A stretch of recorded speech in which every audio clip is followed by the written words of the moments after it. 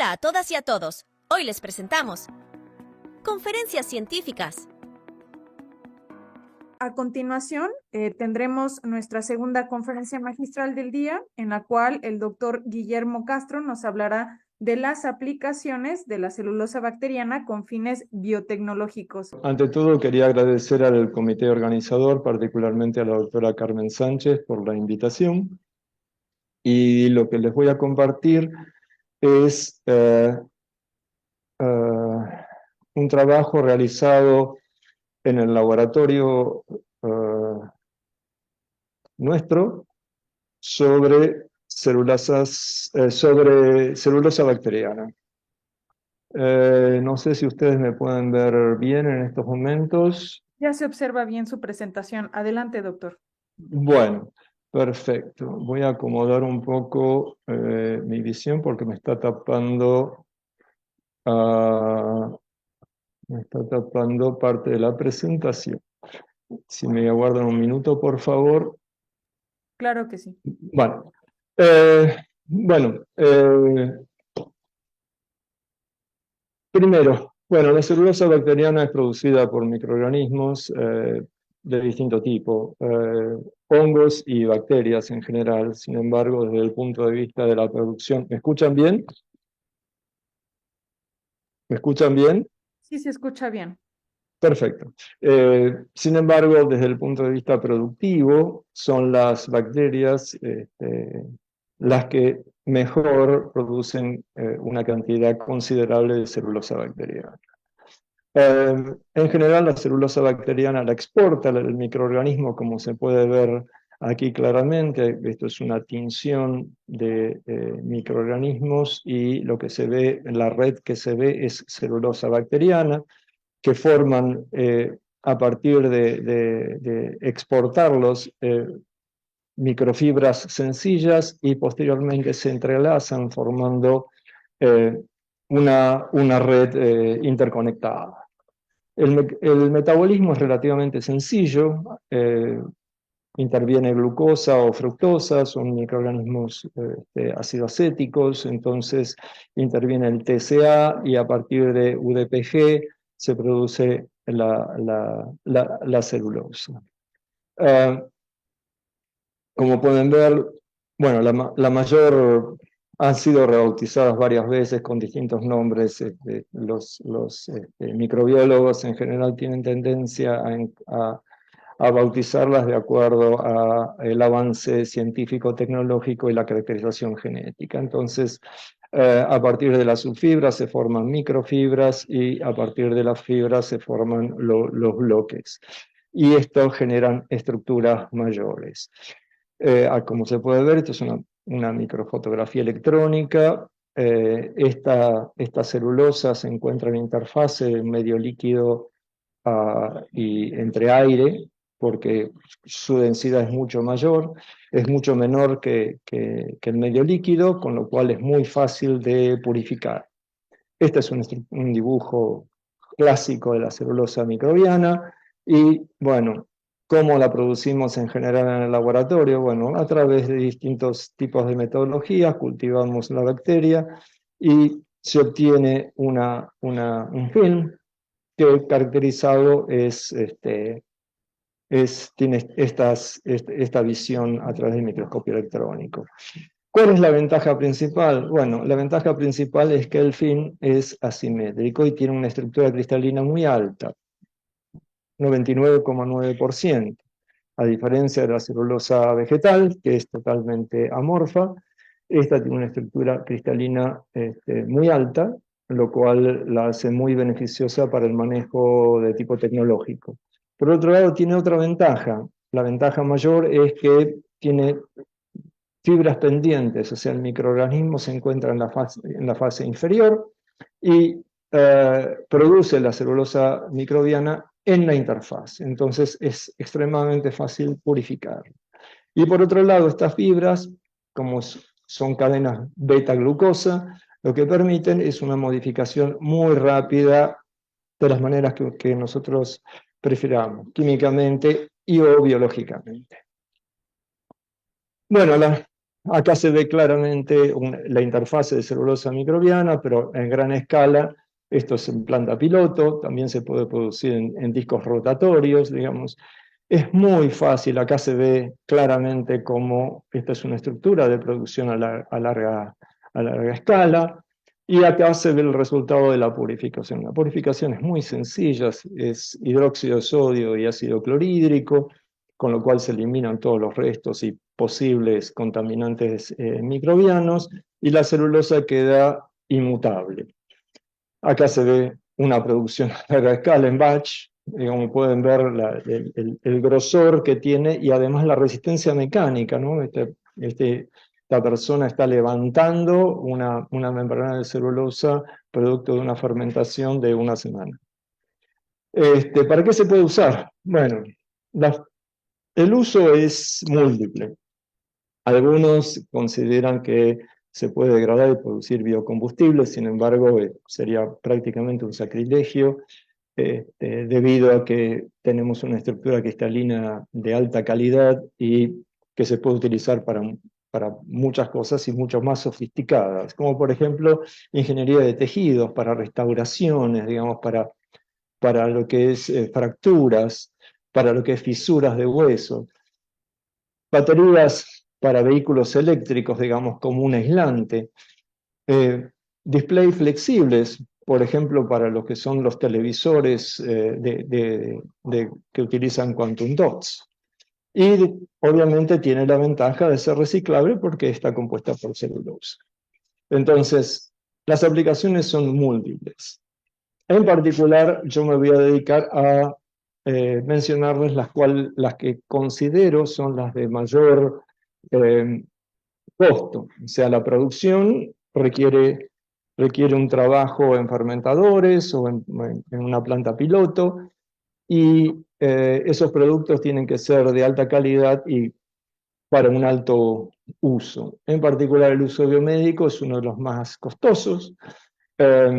Unos parches, digamos, que se utilizan para liberar o para curar heridas que se son producidos en Alemania, el costo está alrededor de los $1000, por lo cual es algo extremadamente beneficioso. Y acá hay algunos ejemplos para los cuales se puede utilizar, ¿no? Entonces, desde scaffolds hasta sustituir materiales biomédicos para drug delivery, que me voy a dedicar específicamente para lo que es ligamentos, reparación de ligamentos, reparación de cartílagos, nanomateriales avanzados. Esto es un proceso que se está iniciando actualmente, digamos, modificación de celulosa durante el proceso de producción o postproducción, reparación de tejidos, bueno, lo que es reparación y regeneración de hueso, y antimicrobianas, y también lo que es sensores ópticos, digamos, ¿no? O sea, las aplicaciones de alto costo, cualquiera de estas vale la pena su producción. Acá se ven un ejemplo de, bueno, esto es cómo se está produciendo. Esto es un medio de cultivo que es en realidad un reciclado.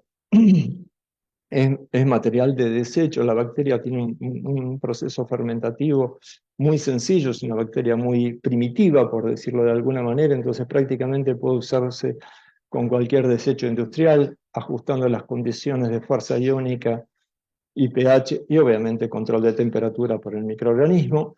Y esto es un medio, en la parte inferior, es un medio sintético, y como pueden ver, el color es diferente. Sin embargo, cuando las procesamos, obtenemos el mismo tipo de producto. Con lo cual, las ventajas son significativas. Entonces, lo que les voy a presentar es algunos diseños que hemos hecho en el laboratorio de Argentina, cuando vivía allá hace unos cuantos años,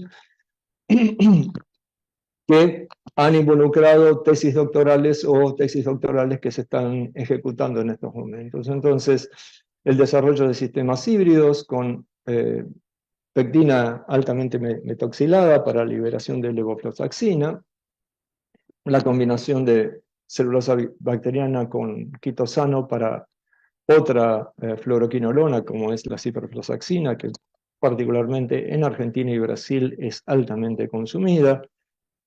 Un sistema antimicrobiano con una arcilla y conteniendo plata, digamos, y a su vez otro ya más complejo, con un alginato y o carbonato de calcio,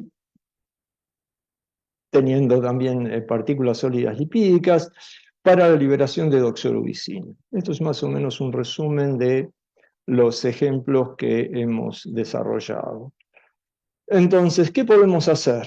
Bueno, podemos hacer muchas cosas. Podemos hacer micro y nanopartículas con la celulosa microbiana, depende de cómo lo procesamos después de la purificación. Los films, que es lo más común. Podemos hacer microtubos. El microorganismo puede crecer en torno a un área definida, digamos que nosotros definamos. Particularmente puede ser un tubo de silicona.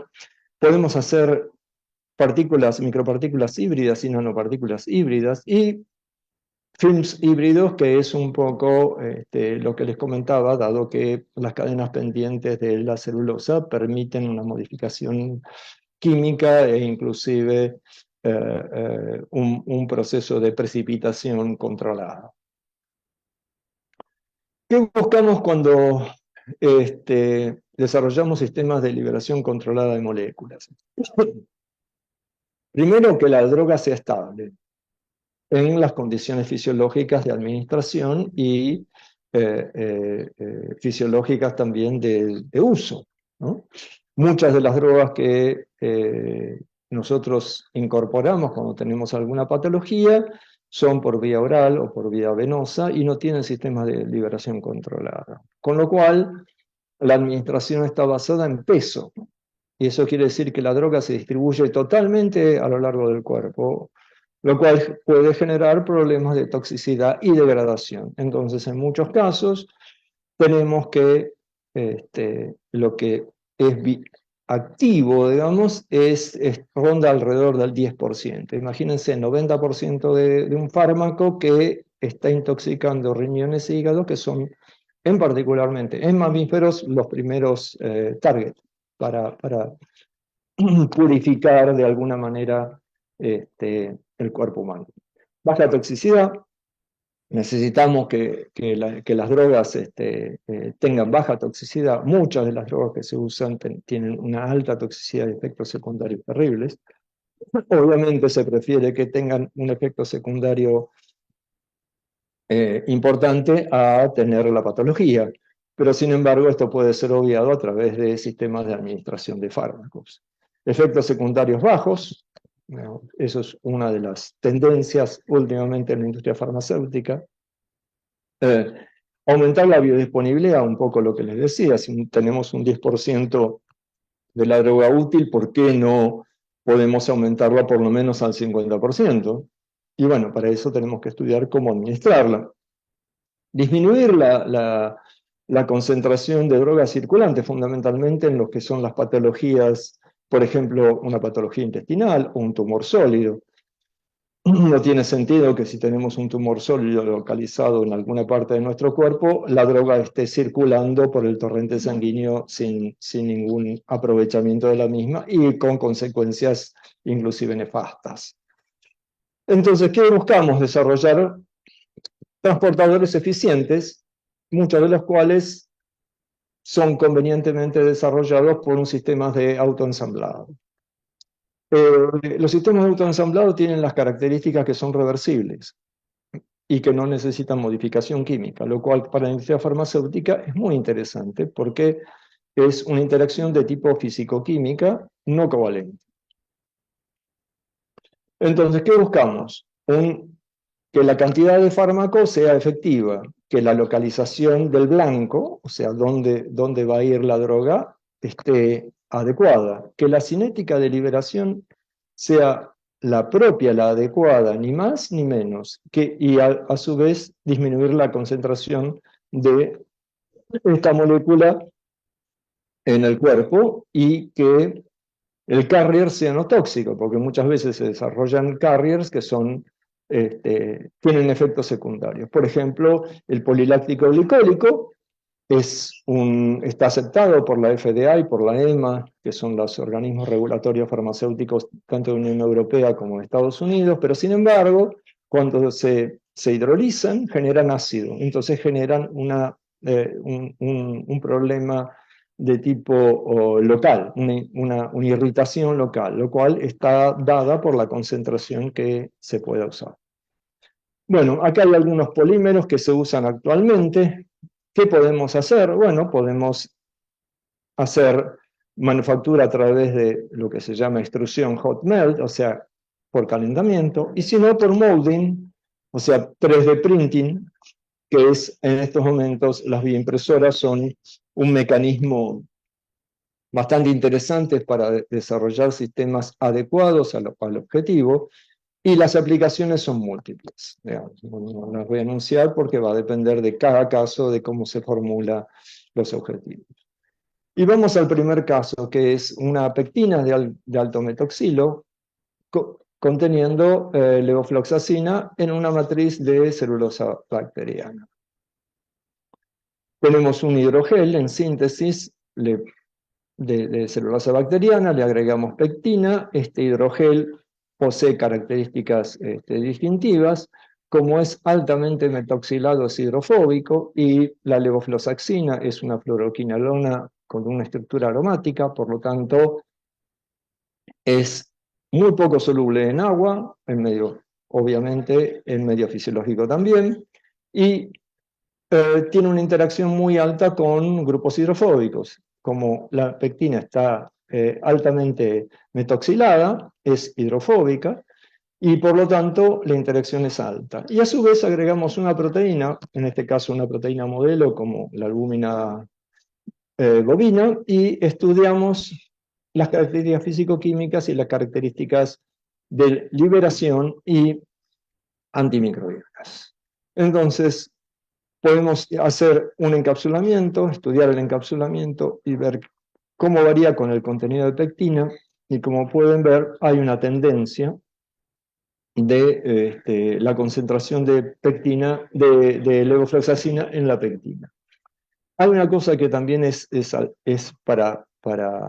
distintiva, que si bien cuando las concentraciones son bajas de pectina, disminuye la absorción. ¿Y por qué disminuye la absorción? Porque al ser insoluble la levofloxacina en medio acuoso, lo que sucede es que interactúa en sí mismo y produce lo que se denomina p-stacking. O sea, los grupos aromáticos se apilan entre sí, debido a que los electrones están perpendiculares a los anillos aromáticos, y por lo tanto disminuye la interacción con la pectina. En la medida que aumentamos la concentración de pectina, lo que se observa es una incorporación mayor de la levofloxacina por interacción no tanto entre moléculas del antibiótico, sino por interacción con el polímero.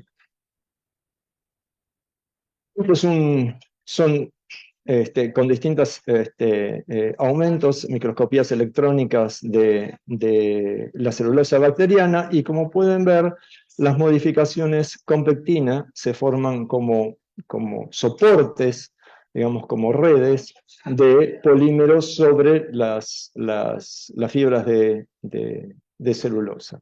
Lo cual implica también que hay una interacción entre pectina y celulosa, que es muy importante para evitar que la pectina se libere junto con la levofloxacina. Este es el caso, esta es la celulosa pura y esta es la celulosa con pectina, y como pueden ver hay un cambio de la estructura entre lo que es la distribución de tamaño de poro de la celulosa pura y la celulosa con pectina. Y acá se puede ver claramente por la desviación estándar las características de tamaño de poro. Cuando hacemos un análisis a través de termogravimetría, podemos ver que hay un cambio estructural dentro de lo que es la celulosa bacteriana, o sea que la pectina no solo cubre la superficie, sino que se introduce dentro de la celulosa. Y eso se observa claramente por la curva de caída del análisis termogravimétrico. Cuando vemos el efecto de la pérdida de masa a distintas temperaturas, vemos que hay un cambio, hay una disminución de la estabilidad de la celulosa conteniendo la pectina, y ello se debe esencialmente justamente a la interacción. Acá tenemos un análisis de FTIR, y lo que se puede ver es cómo aparecen nuevos picos y hay desplazamiento de esos picos de la pectina respecto de la celulosa bacteriana, lo cual confirma lo que habíamos dicho anteriormente sobre la interacción. También acá lo que tenemos es un estudio de pectina y levofloxacina, y como podemos ver, como dijimos anteriormente, hay un desplazamiento de las longitudes de onda, lo cual confirma la interacción de la levofloxacina con la pectina. Por lo tanto, la pectina sirve como un puente entre lo que es la celulosa bacteriana y el antibiótico. Este es un desplazamiento de longitudes de onda, es un desplazamiento isocrómico, con lo cual lo que se genera es un aumento de la energía de interacción. Un análisis de rayos X permite observar claramente que hay una pérdida de cristalinidad justamente por la presencia de pectina. Y cuando vemos el análisis porosimétrico, lo que observamos es que esta es la celulosa bacteriana pura, pero cuando tenemos el híbrido hay un cambio de tamaño de porosidad, lo cual nos ayuda a reducir la difusión de la levofloxacina. Entonces, resumiendo, el agregado de pectina no solo permite que sirva este polímero como puente entre la celulosa bacteriana y la levofloxacina, sino que además disminuye los fenómenos difusionales. Entonces, cumple dos roles el modificar la concentración de pectina sobre la celulosa bacteriana. Aquí tenemos los sistemas de liberación controlada, a pH 5,5, en este caso está estudiado para una lastimadura, digamos, sobre piel. Entonces sabemos que un pH de 5,5 más o menos es una piel sana, y de esta manera lo que hacemos es ver cómo se reduce la liberación de acuerdo a la cantidad de pectina que ponemos.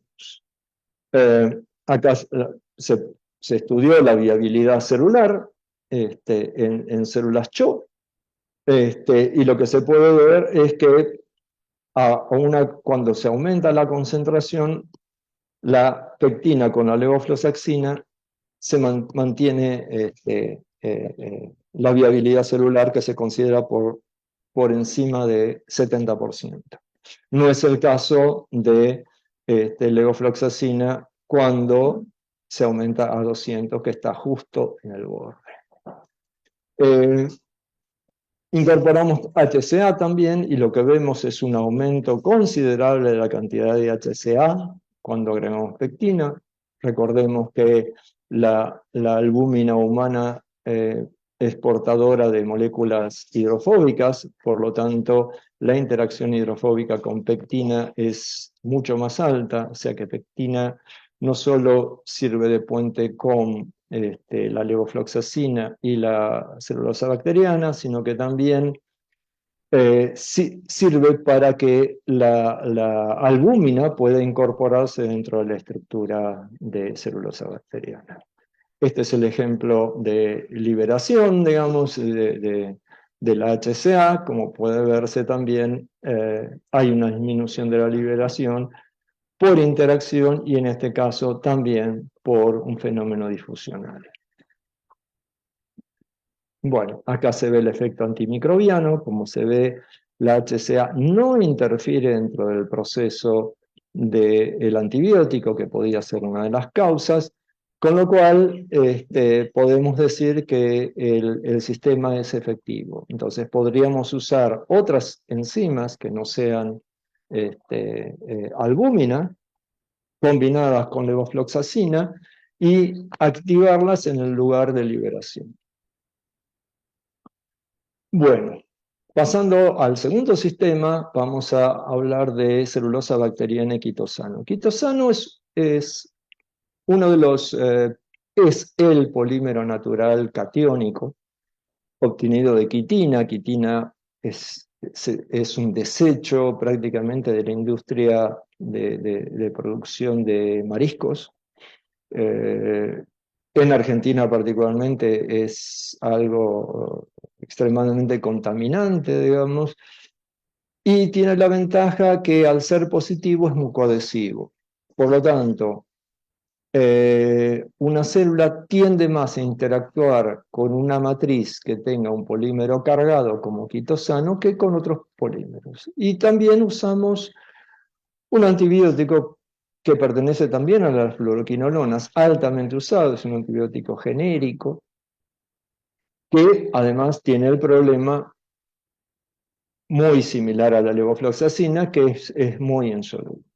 De nuevo, hicimos un análisis, digamos, de microscopía electrónica, y fíjense, y si recuerdan las características de la pectina con celulosa bacteriana, que formaba como films dentro de la estructura. Acá lo que se ve es que el quitosano forma una estructura totalmente plana, digamos, sobre la estructura de celulosa bacteriana, lo cual es muy beneficioso cuando andamos con un aumento y hacemos una sección perpendicular a la matriz. Podemos observar que el quitosano está totalmente introducido dentro de la matriz de celulosa bacteriana, lo cual habla de un efecto muy importante desde el punto de vista de la potencial interacción con células.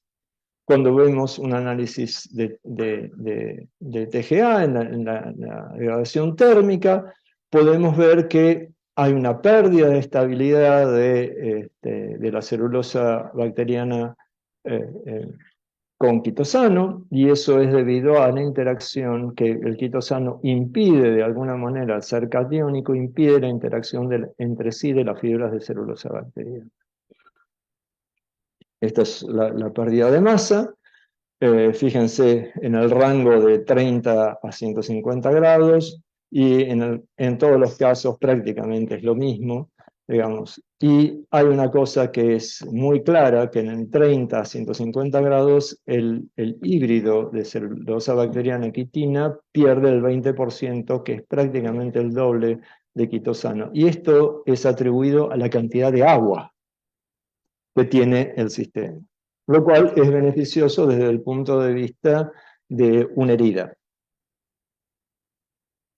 Un análisis también de FTIR, podemos observar desplazamientos, el mismo procedimiento que hicimos anteriormente con pectina, y estos desplazamientos de las longitudes de ondas implican claramente interacciones entre las matrices.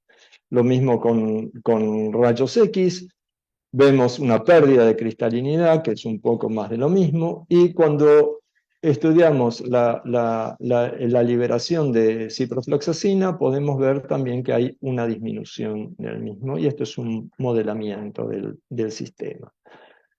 El estudio de actividad antimicrobiana, esto es en Pseudomonas aeruginosa y Staphylococcus aureus, tenido con un colorante fluorescente, y esto es a los 60 minutos, y esto es ya cuando incorporamos quitosano. Como pueden ver, la destrucción es total. ¿Por qué? Porque, digamos, la ciprofloxacina interviene dentro del proceso de reproducción celular de las bacterias, pero además el quitosano, al interactuar con las membranas celulares, afecta también, o sea, es un daño mayor el que produce en las bacterias. Sin embargo, no es el caso de células humanas, no tiene toxicidad.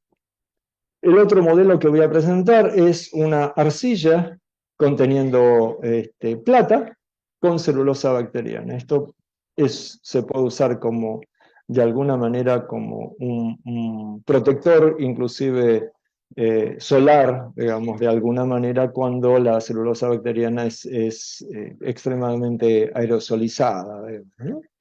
Y las mezclas, bueno, esta es en particular usamos mormononita, que es una arcilla muy habitual, muy común y muy caracterizada en Argentina.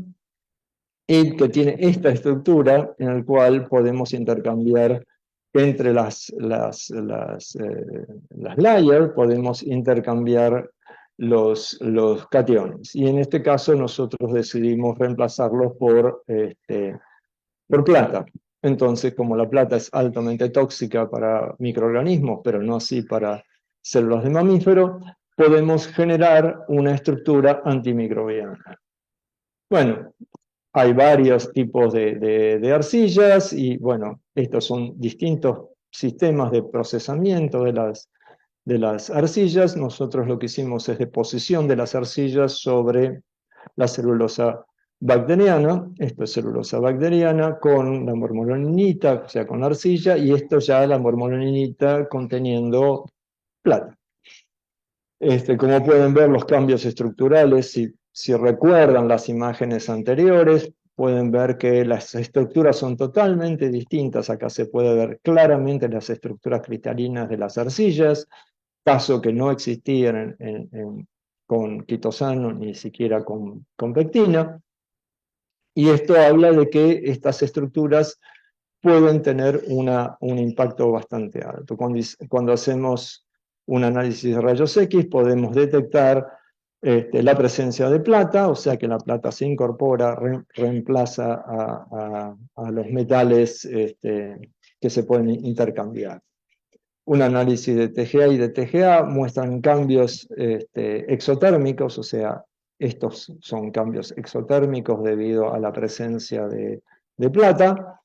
Y las pérdidas de peso también están asociados a la presencia de plata, que no es prácticamente, o sea, la plata es capaz de formar complejos que pueden ser binarios hasta complejos tetraédricos.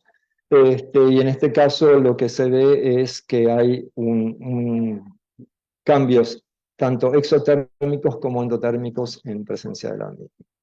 Estos son los difractogramas. Como se puede ver, hay distintas formaciones, fundamentalmente con oxígeno, o sea, óxidos de plata que se encuentran en el interior de la mormononinita, y los planos que indican las especies son estas, o sea, no es una sola especie la que tiene asociada a la mormononinita, lo cual le da una efectividad mucho mayor.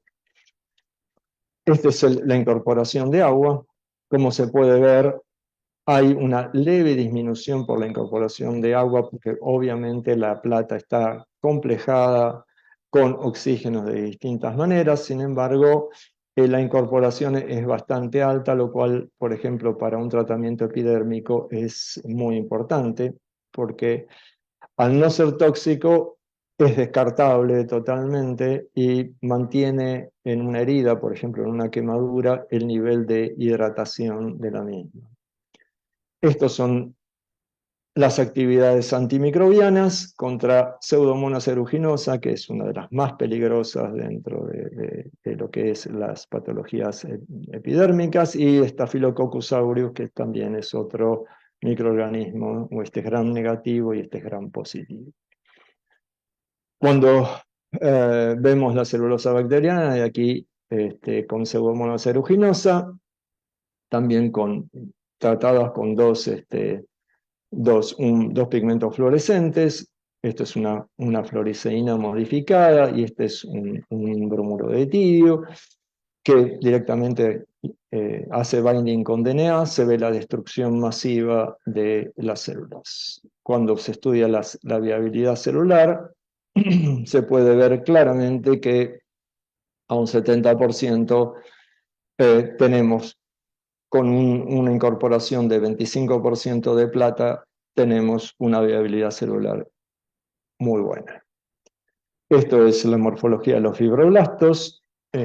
Lo que acabo de mencionar, hay un cambio morfológico cuando se incorpora un alto contenido de plata, lo cual no es conveniente, pero sí un 25% está bien. A un 50% se puede ver que la morfología empieza ya a variar.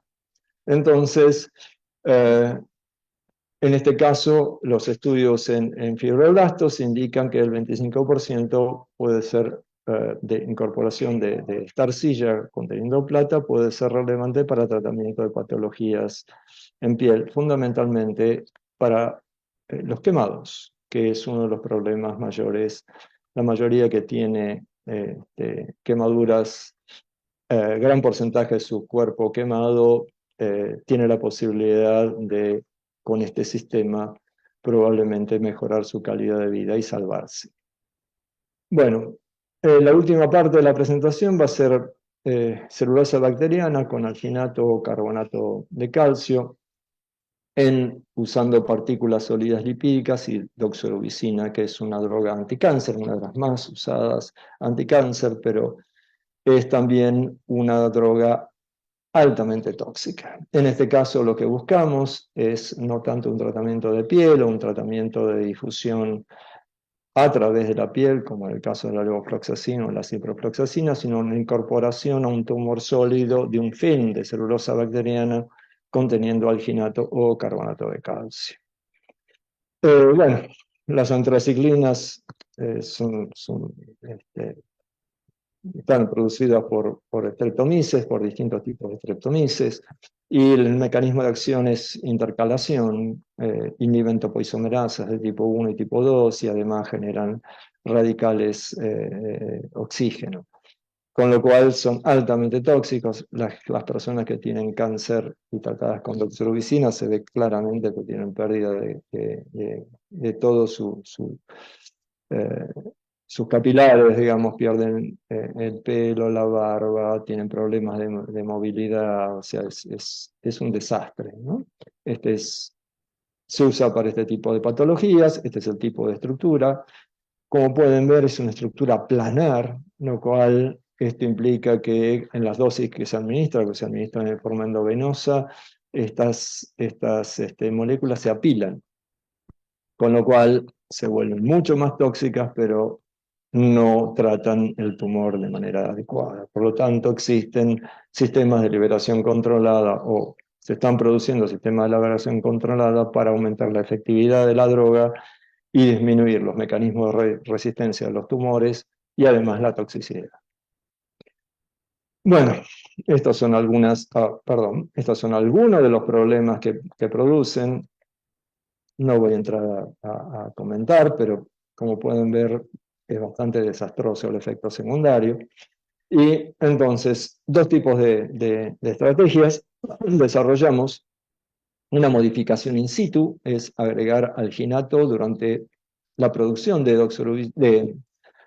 celulosa bacteriana, con lo cual la celulosa bacteriana va a estar completamente combinada con el alginato dentro de la matriz.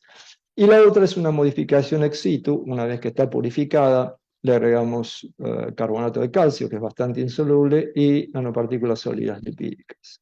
¿Por qué las nanopartículas sólidas lipídicas? Bueno, porque al ser una estructura nanoparticulada lipídica, es altamente hidrofóbica. Y como mencioné anteriormente, la doxorubicina es una molécula que tiene una estructura planar aromática. Estos son los ensayos de SEM. Esto es alginato con celulosa bacteriana, introducido el alginato dentro del medio de cultivo. Acá se puede ver, tiene una estructura similar a la de la pectina, como puede verse si recuerdan una de las primeras diapositivas, formando como films que están interconectados con las redes de haces de celulosa bacteriana.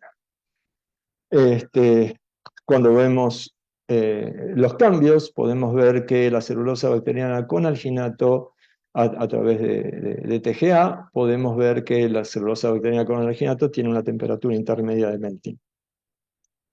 Y lo interesante es que disminuye, la superficie aumenta significativamente y el tamaño de poro también, lo cual es muy importante dentro del punto de vista de la administración de fármacos. Cuando analizamos la encapsulación con distintos grados de alginato, podemos ver que la encapsulación aumenta con la cantidad de alginato que incorporamos. Hicimos distintos tipos de screening, inclusive con pectinas, y obtuvimos que las mejores interacciones eran con alginato de doxorubicina. Cuando pasamos al carbonato de calcio, vemos que desarrollar un sistema híbrido con carbonato de calcio y doxorubicina con un polímero permite generar este tipo de estructuras cristalinas híbridas que son interesantes con un tamaño de poro de 2,5 micrones. ¿Qué quiere decir esto? Que al tener 2,5 micrones no ingresan directamente en la célula, sino que se pegan a la célula y se libera la doxorubicina.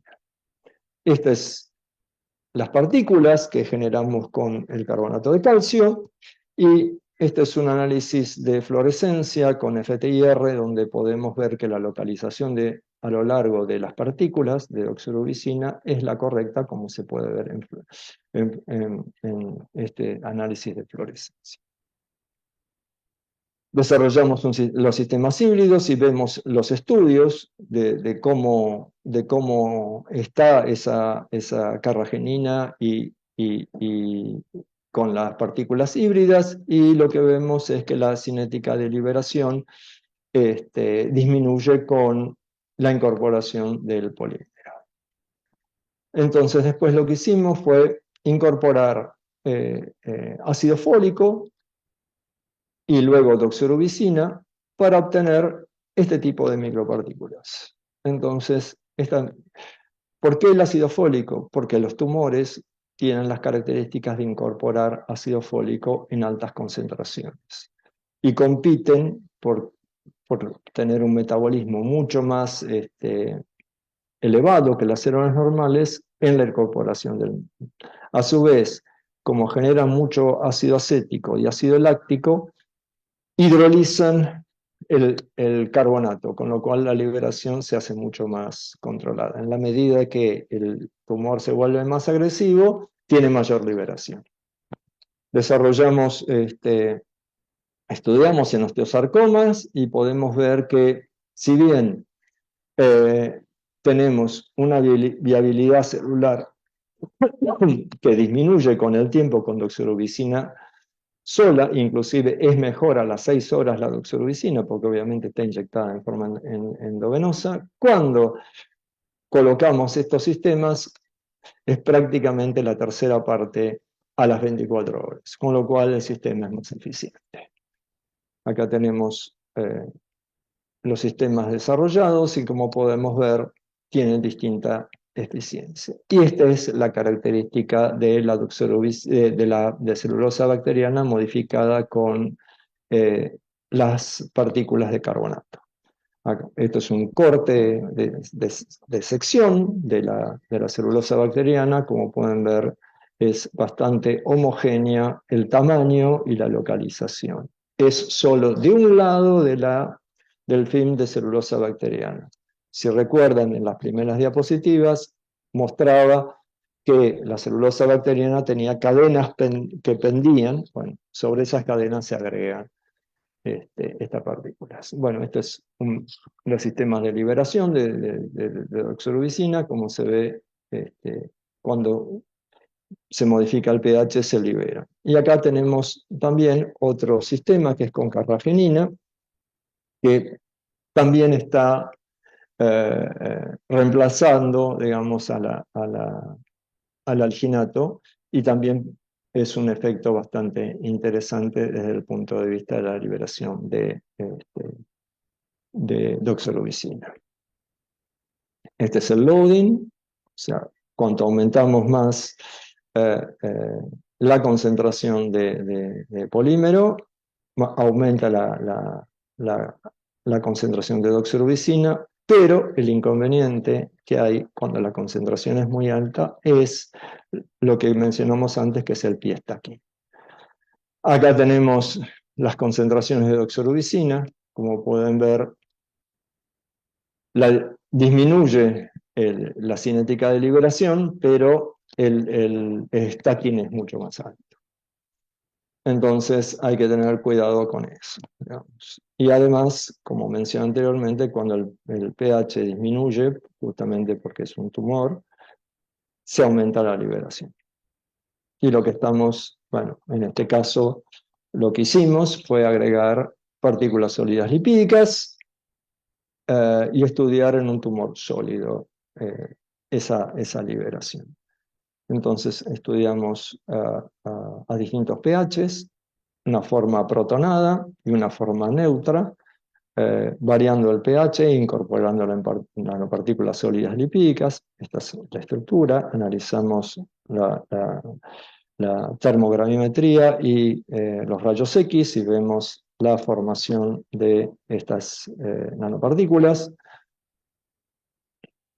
Esto es a pH neutro y esto es a pH ácido para incorporar la doxorubicina, y vemos que a pH ácido la incorporación es mucho menor que a pH neutro, digamos. Y cuando estudiamos la liberación vemos que también la liberación a pH ácido es diferente para la doxorubicina protonada que para la doxorubicina neutra.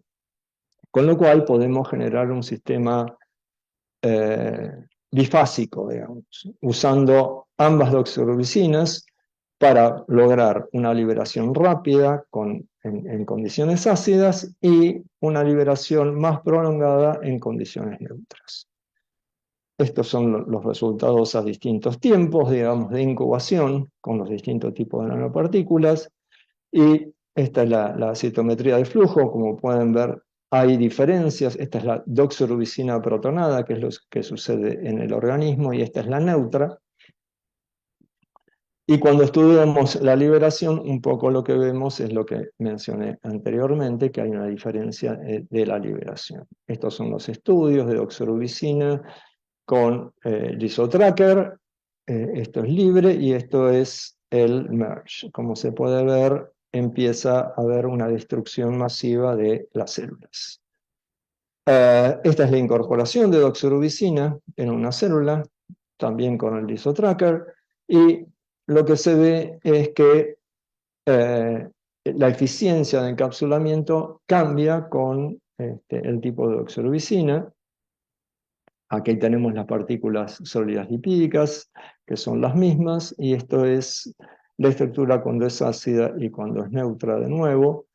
Y después lo que hicimos es con ratones que no poseen un sistema inmune de defensa, incorporamos un tumor y estudiamos cómo se desarrollaban esos tumores y cómo se producía la liberación. Como se puede ver, hay cambios del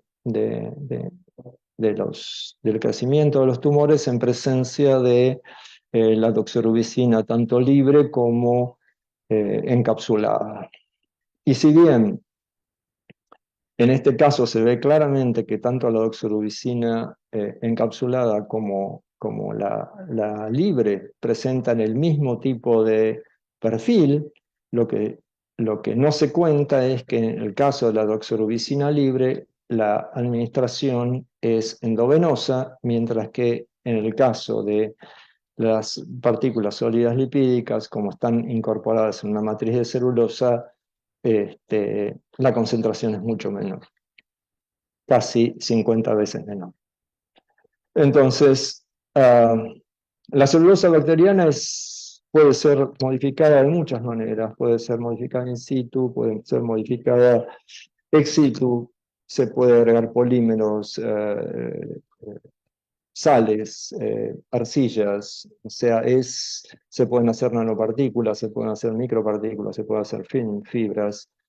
Entonces tiene una variedad altamente importante para las aplicaciones biomédicas. Muchas gracias. Muy interesante, ¿no lo crees?